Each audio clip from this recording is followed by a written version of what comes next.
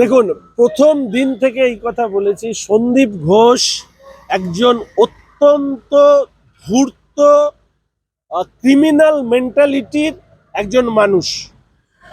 ওনার মধ্যে একটা শয়তানের মস্তিষ্ক কাজ করে।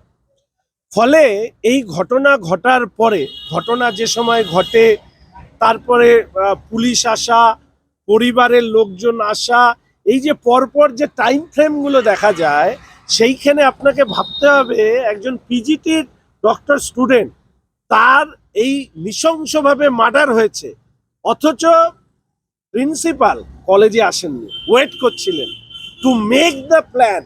এই ঘটনাটাকে কিভাবে আড়াল করা যায় তারই নিশ্চিতভাবে পরিকল্পনা করছিলেন।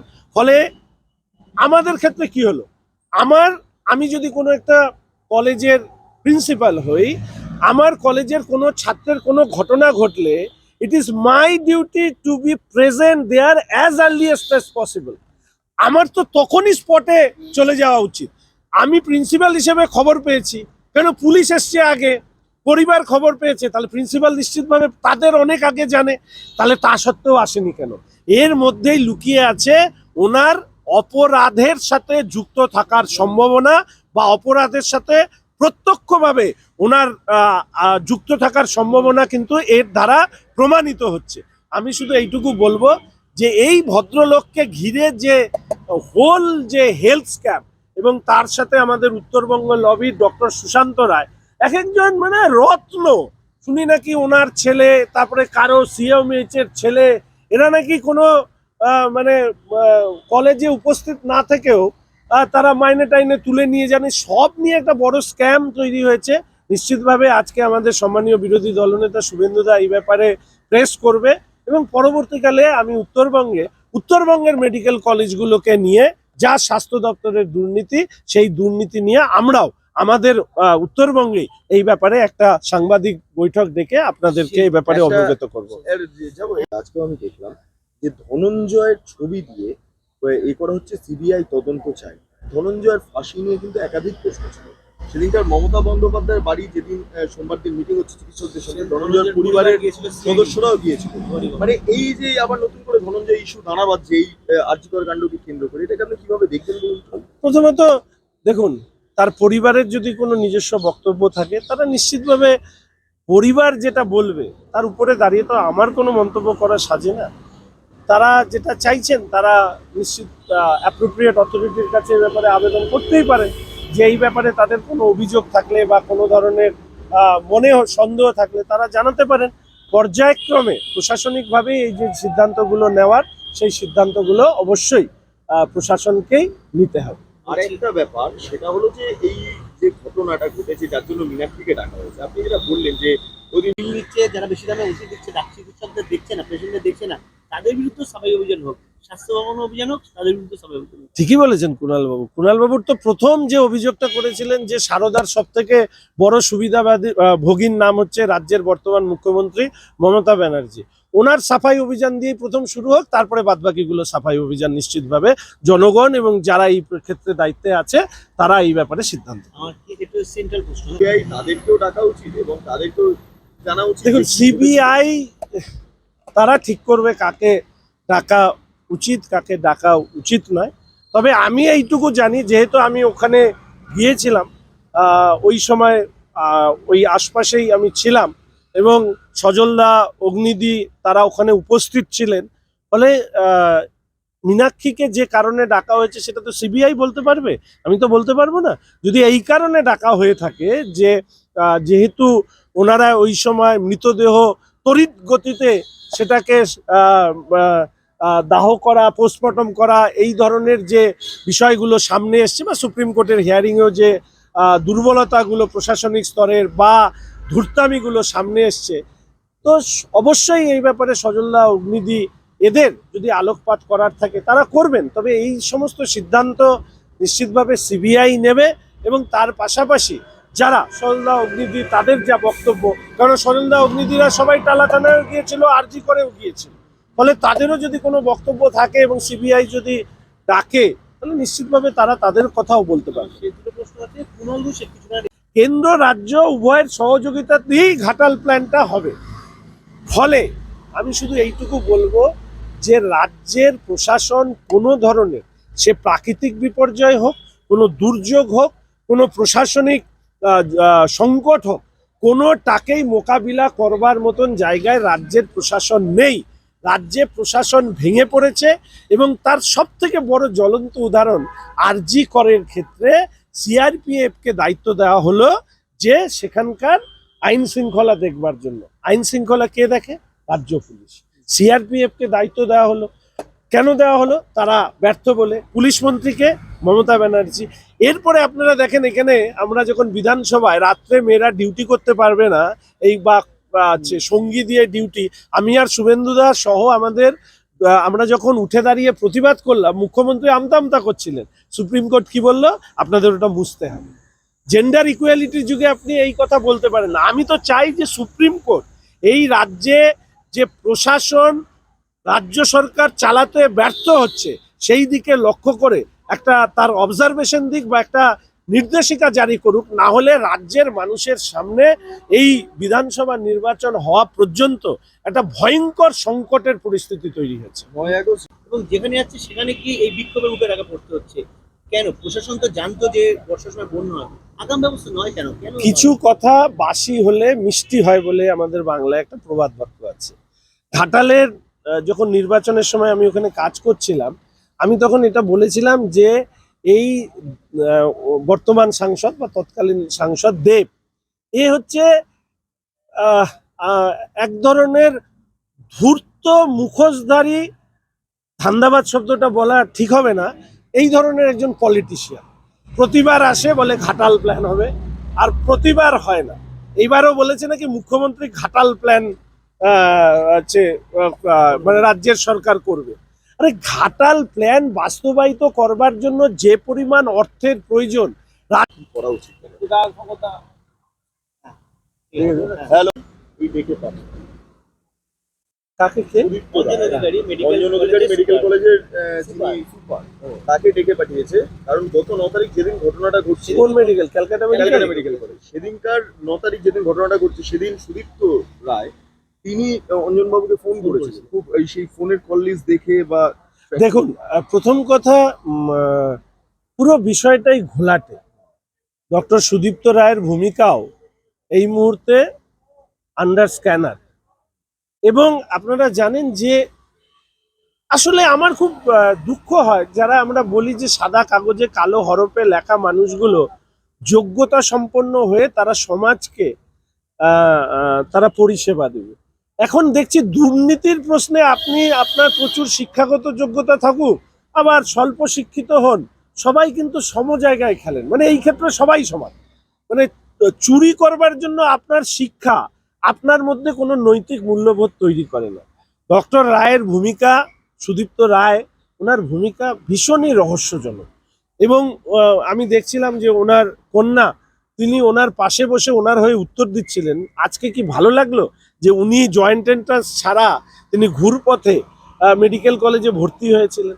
ফলে কেন উনি ডেকেছেন সেই ব্যাপারে ডক্টর রায় বলতে পারবেন, কিন্তু ডক্টর রায়ের সম্পর্কে, সুদীপ্ত রায়ের সম্পর্কে যে ধরনের অভিযোগ উঠেছে সেইটা একেবারেই কাম্য ছিল না। এবং আমার লজ্জা লাগে বলতে যে উনি তো আরজি করে রোগী কল্যাণ সমিতির চেয়ারম্যান, হেন অভিযোগ নেই।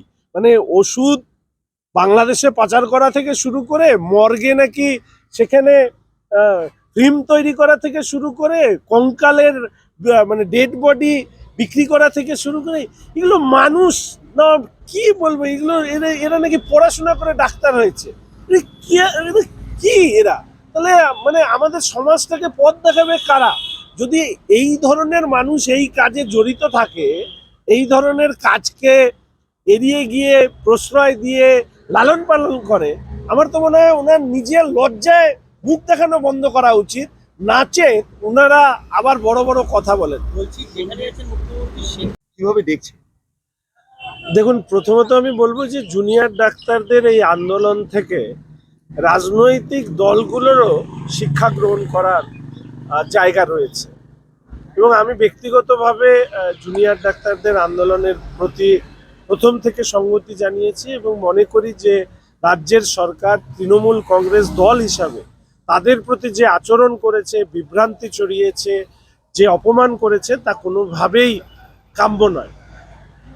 একটি কথা, সাধারণ একজন নাগরিক হিসাবে, কোনো জনপ্রতিনিধি নয়, আমার মনে হয়েছে যে এই আন্দোলনের সাথে রাজ্যের মুখ্যমন্ত্রী প্রতারণাও করেছেন এবং ওনাদের যে দাবি, সেই দাবিগুলোকে ঘুরপথে তিনি মান্যতা দিয়ে আসলে ওনারা যাদেরকে অপরাধী হিসাবে, অভিযুক্ত হিসাবে চিহ্নিত করেছেন তাদেরকে প্রাইস পোস্টিং দিয়েছেন। তবে একটা কথা নিশ্চিতভাবে আজকের দিনে দাঁড়িয়ে আমি বলবো যে ডাক্তাররা আমাদের কাছে ভগবান স্বরূপ। এটা ঠিক যে রাজ্যের 250-র বেশি মেডিকেল কলেজ, তার খুব অল্প সংখ্যক, যতদূর সম্ভব 25-26টি মেডিকেল কলেজ বা জেলা হাসপাতাল মিলিয়ে জুনিয়র ডাক্তাররা রয়েছেন, কিন্তু এই জায়গাগুলো চিকিৎসার ক্ষেত্রে অন্যতম পীঠস্থান এবং ডাক্তাররা যেহেতু ভগবান স্বরূপ, গরিব মানুষরা দীর্ঘদিন ধরে ডাক্তারদের এই আন্দোলনের প্রতি সংগতি জানিয়ে তাদের পাশে দাঁড়িয়েছেন। সারা রাজ্যের মানুষ তাদের পাশে দাঁড়িয়েছেন এবং ভবিষ্যতেও তাদের সাথে থাকবেন, এটা নিশ্চিত জেনে আমি শুধু অনুরোধ করতে পারি বা আবেদন করতে পারি যে জুনিয়র ডাক্তাররা এবার কাজে ফেরবার ব্যাপারে তারা বিবেচনা করুন এবং তার পাশাপাশি তাদের আন্দোলনকে সংহতি জানাতে রাজ্যের মানুষ, সাধারণ মানুষ কিভাবে তাদের পাশে থাকতে পারেন সেটাও যদি তারা খুলাসা করে বলেন, তাহলে একদিকে গরিব মানুষের চিকিৎসার যে প্রয়োজন সেই প্রয়োজনটাও মিটবে এবং জুনিয়র ডাক্তারদের যে নিরাপত্তার যে দাবি তারা রেখেছেন সেই নিরাপত্তার দাবি, এবং সর্বোপরি রাজ্যের মানুষ, আমি আবার বলছি যে আরজি করের বিচার যদি না হয় তাহলে ভবিষ্যতে যেহেতু রাজ্যে আর কোনো মেয়ে বিচার পাবে বলে আমি বিশ্বাস করি না, ফলে সেই আন্দোলনের এগিয়ে নিয়ে যাওয়ার ক্ষেত্রে জুনিয়র ডাক্তাররাও কিন্তু একটা বড় মার্গ বা একটা পথ নির্দেশিকা অবশ্যই তাদের আন্দোলনের মধ্যে দিয়ে দিতে পারে। গতকাল মিটিং প্রাক্তন রাষ্ট্রপতি রামনাথ কোবিন্দের নেতৃত্বে কমিটি সুপারিশ 32টি দলের সমর্থন লাভ করেছে। কেন্দ্রীয় সরকার, বিজেপি এটা চাইছে কেন? দেখুন, এর আগেও আমি এই ব্যাপারে বিতর্কে আমি বলেছিলাম, একটি নির্বাচন করতে, লোকসভা এবং বিধানসভা, ধরুন একটি লোকসভা নির্বাচন হচ্ছে, সেই সময় একটি রাজ্যের সেই 42টি কেন্দ্রে তার নির্বাচন করতে যে খরচ এবং তার পাশাপাশি বিধানসভা নির্বাচন করতে যে খরচ যদি আমরা দেখি, এই খরচ কিন্তু অনেকটা বেড়ে যায়। সেই জায়গায় লোকসভা এবং বিধানসভা একসাথে হলে একটা আর্থিকভাবে সাশ্রয় হওয়ার জায়গা আছে। দ্বিতীয়ত হচ্ছে, যখনই লোকসভা এবং বিধানসভা নির্বাচন হয় তখনই আপনারা দেখবেন যে কিছু ইলেকশনের নির্বাচনী বিধিনিষেধ সেই সময় জারি করা হয়। এই নির্বাচনী বিধিনিষেধের কারণে অনেক সময় কাজ করবার ক্ষেত্রে, সে কেন্দ্রীয় সরকারি প্রকল্প হোক, রাজ্যের সরকারের প্রকল্প হোক, পৌর প্রকল্প হোক, পঞ্চায়েত প্রকল্প হোক, সেটা আটকে যায়। ফলে সেই বিষয়টাও কিন্তু এই এক দেশ এক নির্বাচন হলে সেটা দূর হবে। তৃতীয়ত দেখবেন যে আমাদের পরীক্ষা, বিভিন্ন সময় দেখা যায় এই নির্বাচনের কারণে পরীক্ষার রুটিন ডিস্টার্ব হয় এবং অনেক সময় আমি দেখেছি যে নির্বাচন ঘোষণা করতে বাধ্য হয়, যেহেতু নির্বাচন ডিউ হয়ে যায়, সেই সময় পরীক্ষা থাকার কারণে নির্বাচনের প্রচারের জন্য যে সময়, সেই সময়টুকুও কিন্তু বিভিন্ন রাজনৈতিক দল তারা কিন্তু পায় না।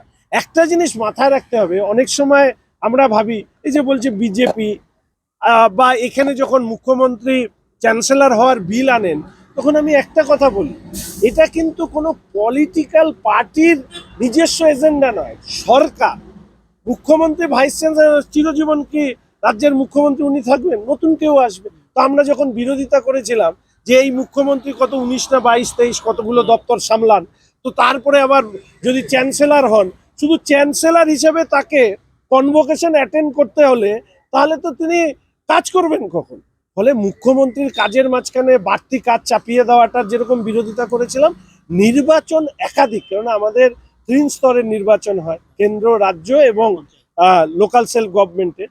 ফলে সেই জায়গায় যদি বিধানসভা এবং লোকসভা নির্বাচন একসাথে হয়ে যায়, স্বাভাবিকভাবে তার সুফল কিন্তু প্রশাসনিকভাবে পড়বে, আর্থিকভাবে পড়বে এবং তার সাথে সাথে আমাদের যে কাজ, গভর্নমেন্ট ওয়ার্ক সেটার ক্ষেত্রেও কিন্তু যে সময়ের যে অন্তরায় বা সময়ের মধ্যে যে প্রতিবন্ধকতা সেটাও দূর। তাহলে বিরোধিতা করছে কেন 15টা দল? 15টা দল বিরোধিতা করছে, তারা তাদের যেটা ভাবনা যে লোকসভা এবং বিধানসভা একসাথে হলে তারা ধুয়ে মুছে সাফ হয়ে যাবে, এই কারণে বিরোধিতা করছে। কিন্তু এইটা বুঝতে হবে, আজকে যে ক্ষমতায় আছে কালকে সে ক্ষমতায় নাও থাকতে পারে। একসময় কংগ্রেস এই দেশের সর্বোচ্চ প্রতাপশালী দল ছিল, আজকে কংগ্রেস নেই। ফলে স্বাভাবিকভাবেই কোনো ইতিহাস তো কোনো থেমে থাকা বিষয় নয়। একটা নদী যেরকম সর্বদা বহমান, আপনি যদি একটা জলে ডুব দেন সেই জলে কিন্তু পরের বার ডুব দিতে পারবেন না, সেই জলটা বেরিয়ে যাবে নদীর জলে। ফলে স্বাভাবিকভাবে এই বিরোধিতার কোনো যুক্তিপূর্ণ কারণ নেই। আর ইভেন আমরা যদি প্রত্যেকটা স্টেটেও দেখি তাহলে দেখবেন লোকসভা বিধানসভা নির্বাচন একসাথে হয়েছে, এই যে রাজনৈতিক দলগুলি বিরোধিতা করছে তারা সেই নির্বাচনে লড়েছে, কোনো সময় জিতেছে, কোনো সময় হেরেছে। ফলে যুক্তিপূর্ণ বিরোধিতা নয়, শুধু কেন্দ্র বিরোধিতা বা বিজেপি বিরোধিতা করবার জন্য এই বিরোধিতা করা হচ্ছে। কিন্তু মীনাক্ষী মুখোপাধ্যায়কে ডেকে পাঠানো হলো CBI এবং তাকে সিবিআই ডেকে পাঠিয়েছে যে এই ঘটনার সঙ্গে তিনি কি জানতেন বা গোটা সেদিন রাতে যে তার উদ্যোগে সভা হচ্ছিল। দেখুন, সজলদা, অগ্নিমিত্রাদি এবং মীনাক্ষী দেবী তারা তিনজনই একটি গুরুত্বপূর্ণ ভূমিকা পালন করছিলেন। কারণ অনেকেই বলছিলেন যে ওই আরজি করের ডাক্তার ছাত্রীটির মৃতদেহটাকে যত দ্রুত হসপিটাল থেকে বের করে কোনো রকমের পোস্টমর্টম এবং পরবর্তীকালে তাকে দাহ করবার একটা পরিকল্পনা প্রশাসন নিয়েছিল। সেই জায়গায় কিন্তু এই তিনজনের ভূমিকা যে সংবাদ মাধ্যমে বা প্রচার মাধ্যমে এসছে, যে তারা এই বডিটি যাতে দ্রুত সৎকার করে পুরো প্রমাণটা যাতে লোপাট না হয় তার চেষ্টা করেছিলেন। ফলে কি কারণে কি বিষয়ে তারা এই ধরনের একটা পদক্ষেপ গ্রহণ করেছিল সেটা তাদের পক্ষেই বলা সম্ভব। এবং আমি আশা করি যে সবাই যেহেতু বিচার চাচ্ছে, সেদিন উনিও ছিলেন, অগ্নিমিত্রাদি ছিলেন, সজলদা ছিলেন, তারাও এই বিষয়ে যদি সিবিআই ডাকে তারা সেই সময়কার পরিস্থিতি তারা ব্যাখ্যা করে বলতে পারবে। এই পরিস্থিতি এই বন্যা দেখতে, দেখুন, আমি একটা জিনিস পরিষ্কার বলে রাখি, দুর্গত মানুষের পাশে রাজ্য প্রশাসনের দাঁড়ানোটা কর্তব্য। আরজি করের সমস্যা আমাদের রাজ্যের বাসীর কাছে একটা আবেগের জায়গায় রয়েছে, কিন্তু তার পাশাপাশি দুর্গত মানুষের পাশে প্রশাসনকে দাঁড়ানোর ক্ষেত্রে রাজ্যের সরকার যে ভূমিকা পালন করা উচিত সেই ভূমিকা তারা কিভাবে পালন করবেন সেটা রাজ্যের যিনি প্রধান তিনি ঠিক করবেন। ফলে এই নিয়ে আমি কোনো নেতিবাচক মন্তব্য করতে চাই না। কিন্তু মুখ্যমন্ত্রী যেটা করছেন সেটা হচ্ছে দোষারোপের রাজনীতি। এই দোষারোপের রাজনীতি ছেড়ে দিয়ে মুখ্যমন্ত্রী যদি এটা চাইতেন যে প্রয়োজনে সবাইকে নিয়ে এই পরিস্থিতি কিভাবে মোকাবিলা করা যায় সেটার পরিকল্পনা করা, কেন্দ্রের সরকারের সহযোগিতা যদি প্রয়োজন হয় সেই সহযোগিতার ব্যাপারে কথা বলা, ঝাড়খণ্ডে যেখানে ইন্ডি জোটের মুখ্যমন্ত্রী রয়েছেন তারা যদি কোনো ভূমিকা পালন করতে পারে সেই ভূমিকা নেওয়ার ক্ষেত্রে মুখ্যমন্ত্রী কথা বলতে পারেন। কিন্তু না করে উনি এক এক সময় এক এক কথা বলে ম্যান মেড বন্যা। আচ্ছা, ঝাড়খণ্ডে যে এত বৃষ্টি হয়েছে তাহলে কারা এরকমও কি আমাদের ক্ষমতা হয়ে গেল যে বৃষ্টি নামিয়ে দিলাম, কখনো খরা করে দিলাম? এতই যদি ক্ষমতা, তো একমাত্র আমার জানা বোঝার মধ্যে আমাদের রাজ্যের মুখ্যমন্ত্রীর আছে, আর তো কারো নেই। ফলে এই ধরনের অবান্তর কথা বলে দুর্গত মানুষদের আরো সমস্যায় ফেলছেন রাজ্যের মুখ্যমন্ত্রী নিজে। মেডিকেল কলেজের সুপার রঞ্জন অধিকারীকে দেখে ডাক্তার এখনো স্যাটিসফাইড নন তারা বলছে। দেখুন, যারা আন্দোলন করেছেন, যারা আন্দোলনকে এতটা তীব্রতায় নিয়ে যেতে পেরেছেন, আমি তো তাদের সন্তুষ্টি অসন্তুষ্টি নিয়ে বলতে পারবো না, এটা তাদের বিবেচনাধীন বিষয়। তবে এটা খুব দুর্ভাগ্যের, আমি একটি জায়গায় দেখলাম যে মিনিটস লেখা হয়েছে সেটা নিয়েও পর্যন্ত মতান্তর হয়েছে। ফলে এই ধরনের সততা, এই ধরনের ধূর্ত রাজনীতিবিদদের মতন রাজ্যের প্রশাসন যেটা কাজ করছেন সেটা সমর্থনযোগ্য নয়। প্রথম কথা, জুনিয়র ডাক্তাররা কিন্তু প্রতিদিনকার আমাদের মতন যারা রাজনীতি করেন, ছোট থেকে রাজনীতি করেন, এরা কিন্তু সেইভাবে রাজনীতির অংশ নয়, এরা আন্দোলনের অংশ হিসাবে আজকে প্রশাসনের সাথে তারা তাদের কথা বলছে। আর তাদের সাথে রাজ্যের মুখ্য সচিবের উপস্থিতিতে যে মিনিটস লেখা হচ্ছে সেই মিনিটস নিয়ে মতান্তর হওয়া আমি মনে করি প্রশাসনের পক্ষেও প্রশাসনের পক্ষেও সেটা সঠিক নয়। মুখ্য সচিবের মতন সম্মানজনক পদে থাকা মানুষের উপস্থিতিতে মিনিটস নিয়ে মতান্তর, না, এটা গ্রহণযোগ্য নয়। আমি বলবো, এর আগেও বলেছি যে রাজ্যের মুখ্যমন্ত্রী তার ইগো ঝেড়ে ফেলুন। এতদিন ধরে মুখ্যমন্ত্রীর কথা মানুষ শুনেছেন, এবার মানুষের কথা মুখ্যমন্ত্রী শুনে জুনিয়র ডাক্তারদের দাবি দেওয়া মেনে তাদের কাজে ফেরানোর ব্যবস্থা মুখ্যমন্ত্রী করুন, এটাই চাই। বলছি থ্রেড পুরা যেটা অভিযোগ করছে কালচার তো সমাধান হচ্ছে না। দেখুন, আমি যে অঞ্চলে থাকি, নর্থ বেঙ্গল মেডিকেল কলেজ, যেহেতু ওর সাথে আমি প্রত্যক্ষ বা অপ্রত্যক্ষভাবে যুক্ত থাকার কারণে এটুকু বলছি যে মেডিকেল কলেজের অভ্যন্তরে তৃণমূলের এখন বিভিন্ন গোষ্ঠী আছে। এক গোষ্ঠী বিপাকে পড়লে আরেক গোষ্ঠী থ্রেড কালচারের মুখ হয়ে ওঠে, আরেক গোষ্ঠী বিপাকে পড়লে অন্য গোষ্ঠী বিপাকে তারা থ্রেড কালচারের মুখ হয়ে ওঠে। লজ্জা কি জানেন, আজকে যখন ডক্টর সুদীপ্ত রায়, আমি এখানে দাঁড়িয়ে বলছি, এই থ্রেড কালচারের থেকেও আরেকটি জিনিস সামনে আসছে। দেখুন, ডক্টর সুদীপ্ত রায় বিধানসভায় আমাদের সহকর্মী, তার মেয়ে জয়েন্ট এন্ট্রান্স বাদ দিয়ে সে ডাক্তারি হয়েছে এবং তাকে শুনলাম নাকি আবার গোল্ড মেডেলও পেয়েছে। যে জয়েন্ট এন্ট্রান্সে চান্স না পেয়ে কোটায় ডাক্তারি হয়ে সে এই ধরনের জায়গায় পৌঁছচ্ছে। থ্রেড কালচার তো সর্বত্র, অর্থাৎ অনার্স পাওয়ার ক্ষেত্রে, রেজাল্ট করানোর ক্ষেত্রে, পরীক্ষার সময় লুজ গার্ড দেওয়ার ক্ষেত্রে, ফেল করলে পাশ করিয়ে দেওয়ার ক্ষেত্রে, এমনকি কোটা সিস্টেমে পাওয়া, অর্থাৎ এই ধরনের অনৈতিক কোটায় পাওয়া বা তথাকথিত পরীক্ষা বাদ দিয়ে যে কোটায় পাওয়া, এরা যখন গোল্ড মেডেল পায় তাহলে বুঝতে হবে যে যারা পরীক্ষা নিচ্ছে তাদের উপরেও হয়তো বিভিন্ন ধরনের চাপ আছে। ফলে এই পুরো সিস্টেমটাকে ক্লিন করতে হবে। এই দুর্নীতিগ্রস্ত মমতা ব্যানার্জি এবং তার দল যতদিন সরকারে থাকবে এই সিস্টেম সম্পূর্ণভাবে পরিষ্কার হবে না। তবে প্রশাসনের উপরে চাপ থাকলে নিশ্চিতভাবে প্রশাসনে যাদেরকে সাংবিধানিক দায়িত্ব পালন করতে হয় অশোক স্তম্ভ লাগিয়ে, তাদের উপরে কিন্তু চাপ সৃষ্টি হবে। সেই চাপ কিন্তু জুনিয়র ডাক্তাররা তৈরি করেছেন, তার জন্য তাদেরকে সাধুবাদ জানাচ্ছি। সন্দীপ ঘোষের যে কাউন্সিলর, দেখুন, এখন তো বিপাকে পড়ে এ সমস্ত করছে। উনি যা করেছেন, মানে ভদ্র ভাষায় বলতে গেলে এমন কোনো ধরনের অসুখ ওনার মধ্যে ছিল না যেটা পেপারে আমরা পড়ে আটকে উঠছি যে একজন প্রথম হওয়া ছাত্র, সে এই ধরনের রুচি সম্পন্ন এবং সে এই রুচি নিয়ে পুরো সিস্টেমটাকে কন্ট্রোল করতো। তাহলে এখন প্রশ্ন উঠছে, যে মানুষের এই ধরনের বিকৃত রুচি রয়েছে, সে যখন সিস্টেমটাকে কন্ট্রোল করে, তাহলে তাকে যারা সহযোগিতা করেছে তারাও তো বিকৃত রুচি সম্পন্ন হতে পারে। আজকে ওনারটা সামনে এসছে, কালকে অন্যদেরটা সামনে আসবে না, এইটা তো বলা যেতে পারে না। ফলে খুবই নোংরা একজন মানুষ, তার যে এতদিন পরে বাধ্য হয়ে তার রেজিস্ট্রেশন ক্যান্সেল হয়েছে, কিন্তু আবার বলবো বেটার লেট দ্যান নেভার। ফলে আরও অনেক পথ আমাদেরকে এগোতে হবে।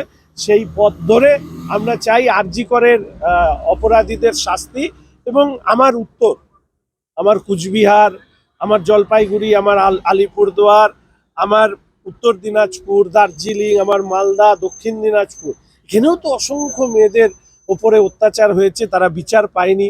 দক্ষিণেরও প্রচুর এরকম জেলায়, আমরা তো জানি হাসখালি থেকে শুরু করে কামদুনি থেকে শুরু করে, এই সব বিচারগুলো যেন একসাথে করতে পারি। নারীদেরকে সুরক্ষিত রাখার জন্য একটা পরিমণ্ডল তৈরি হতে পারে, এবং তার পাশাপাশি আমরা যেটা চাই যে একটা প্রশাসন তৈরি হোক যেটা নারীরকে সুরক্ষিত রাখবার জন্য তারা সর্বদা প্রয়াস নেবে, নাকি অত্যাচারিত হওয়ার পরে তারপরে অ্যাকশন নেবে। ফলে এখন থেকে আমাদের এইটা ভাবতে হবে যে নারীকে সুরক্ষিত রাখার ক্ষেত্রে প্রশাসন কি ধরনের সুরক্ষা কবচ তৈরি করতে পারে।